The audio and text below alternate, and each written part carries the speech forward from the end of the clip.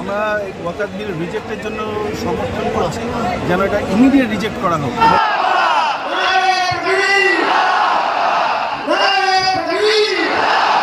আসসালামু আলাইকুম প্রিয় দর্শক, আমি আইনাল হক মোল্লা আর আপনারা দেখছেন AHNBG টিভি।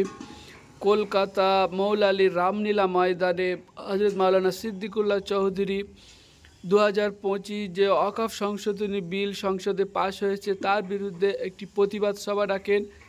সেই সভাতে খ্রিস্টান সম্প্রদায়ের ভাইরা বীরভূম থেকে তারা প্রতিবাদ জানাতে আসে এবং মুসলিমদেরকে সাপোর্ট করেন। তারা কি বলছেন সরাসরি আপনাদেরকে শোনাবো। জি, আজকে দেখলাম যে ওয়াকফ বিলের বিরুদ্ধে আপনাদের কমিউনিটির পক্ষ থেকে আপনারাও সাপোর্ট করলেন, কি বলবেন?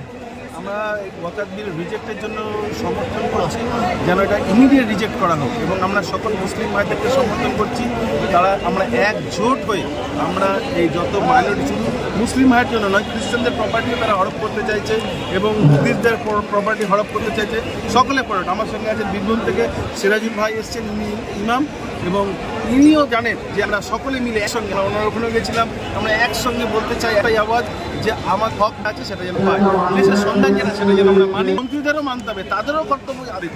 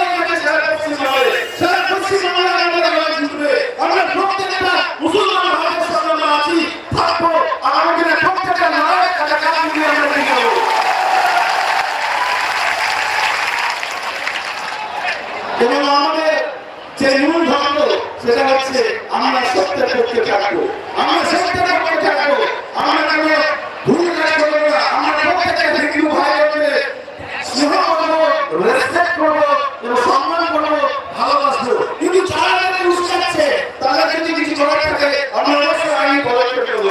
তারা যদি কিছু ভুল কাজ করে আমরা সকলে জানি করা হচ্ছে, সাধারণ মানুষ কিছু করবে না, সাধারণ মানুষকে অপমান করে কিছু করবে না। যারা আমরা প্রচার করলে তাদের বিরুদ্ধে আমরা পদক্ষেপ নেব, নিচ্ছি